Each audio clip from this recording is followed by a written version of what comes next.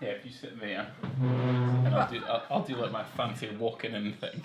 But I won't be in the shot. You're in the shot, yeah. Well, I just sit there while you talk. Yeah. But if we're going to look like an absolute lemon. Did you get that on camera? You did, didn't you? You did.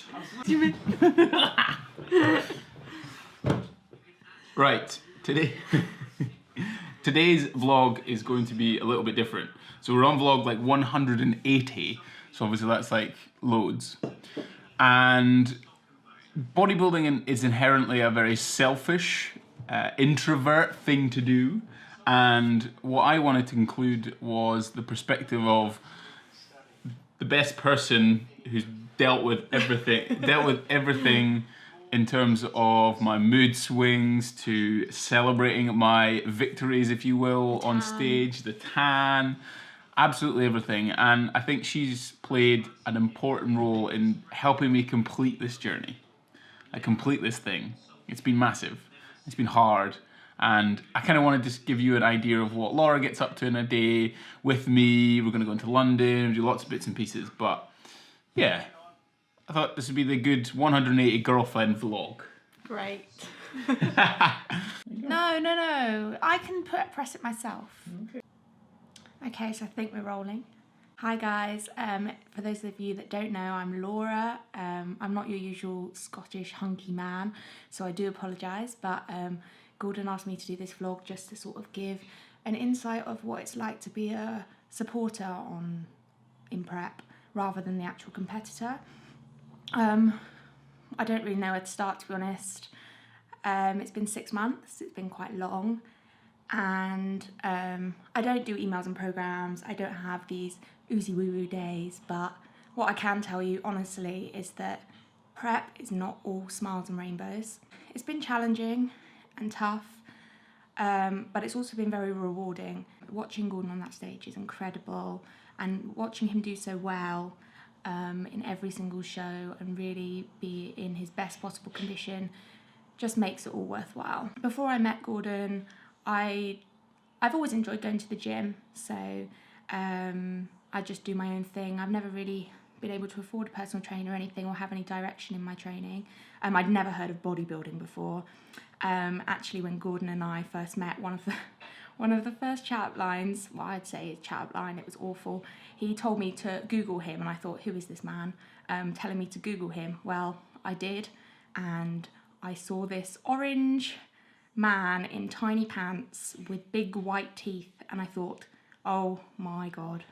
Yet here we are, 6 months into prep, and I'm the one doing the tan, and he's just a bigger, older, Oompa Loompa version of that man on Google.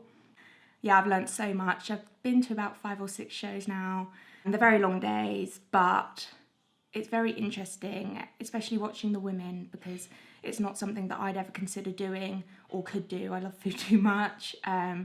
But they're in the best possible shape of their lives. But I guess what you don't see is the support system behind the whole process, and actually the people closest to the competitors are the backbone of the process, because I think without you pushing them to carry on, without you kind of encouraging them and just saying that it's all going to be okay, just pushes them to continue the diet. One thing that really stuck in my mind was something a friend of mine said, was that bodybuilding is like controlled starvation. I never really thought of it like that, to be honest, but now when I think about it, it is, because you're always in a deficit of calories and you're pushing yourself so hard. And I think one of the hardest things I've found about prep is seeing Gordon struggle, and it really, really hits you hard. Obviously you never want to see someone that you love and care about so much just be in so much pain and be doing something just to stand on a stage in little pants. I never really understood it, but I think I do now. I don't really know how to explain everything that I've experienced, but I'm not going to lie to you, this has been extremely testing and tough, and I've made Gordon get out the room because I feel like when I'm around him I might not be as honest as I should be. Everyone told me before Gordon did this that it was going to be tough, and I spoke to some of his friends that have done it in the past, and I didn't really know what to expect, because I've never really experienced anything like this. So I kind of went in with an open mind, just to see kind of how it would go. The most challenging thing ever has been the affection side of things. Gordon's a very loving person, and he always has been, and I've never seen someone try and distance themselves so much. It's hard to put into words. Just little things like holding hands, having a cuddle at the end of the day.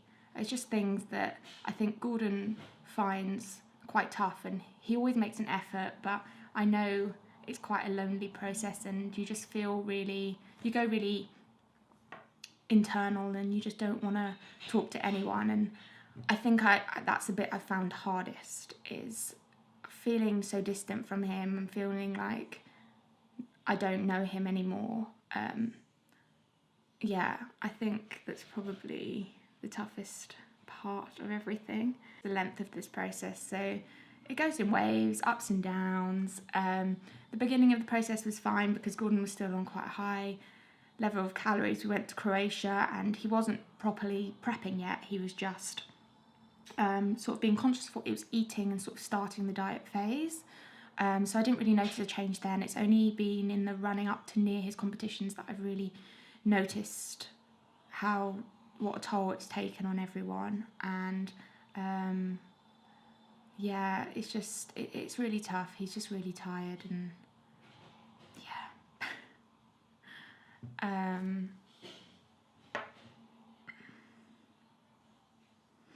Another thing that's been really tough is communication. It's very easy to want to deal with this yourself, and ultimately it is a very selfish process, and I think Gordon's very conscious of that. So he doesn't really talk about how he's feeling, and that's what's difficult. I think if I can give one piece of advice to anyone that does prep, is communication is key. I know it sounds cheesy, but you just got to talk to your loved ones and say how you're feeling. If you're having a bad day, that's okay. Just say why, or that you just want to be on your own, or just not in the mood for talking. That's fine. I think the hardest part of this whole prep is not taking things to heart, because Gordon is a personal trainer. His business is him, and he's always putting on a brave face in front of clients, being very professional and constantly making an effort with people. So when he gets home at the end of the day, the last thing he wants to do is be that person. He wants to be his quiet, hungry self. We have had a few moments where I've just been really upset. Oh God. And it's just really horrible to see him in so much pain, and yeah. Sorry. Yeah. It's really hard. But we're 8 days out. That's all I keep thinking about. And we are 6 months in officially, and in 8 days, he's going to be back. He'll be back. Yeah. I completely lost my train of thought now. I keep thinking about that.